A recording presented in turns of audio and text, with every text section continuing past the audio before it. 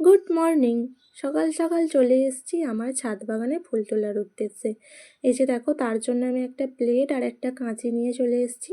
এই যে প্রথমেই আমি এই ডায়ান্থাস গাছ থেকে একটা ফুল তুলে নিচ্ছি, আর এদিকে নিচে দুটো গাঁদা ফুল নিচের দিকে নেমে গেছিলো, তাই আমি সেই ফুল দুটোও কেটে নিচ্ছি। এরকম গাছ ভর্তি ফুল থেকে যদি ফুল কেটে নেওয়া হয় তবে সত্যি গাছগুলো দেখতে একটু কীরকমই লাগে। কিন্তু কি বলো তো, এই ফুলগুলো তো আর সব সময় থাকবে না। এই ফুলগুলো একদিন না একদিন শুকনো হয়ে গেলে আমাকে তো ফেলে দিতেই হবে। তার জন্য কিছু কিছু ফুল যদি ভালো থাকতে থাকতে পুজোর কাজে লাগিয়ে দিই, সেটা তো খুব একটা খারাপ হয় না।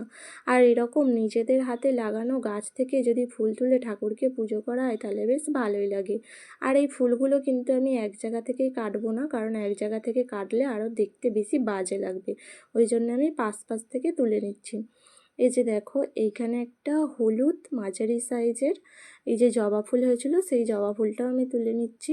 এরপর আমি এখান থেকে একটা ইনকা গাঁদা নিয়ে নিচ্ছি। দেখো, আমার ফুল তোলা কমপ্লিট। দেখো, পুরো প্লেটটাই ভরে গেছে।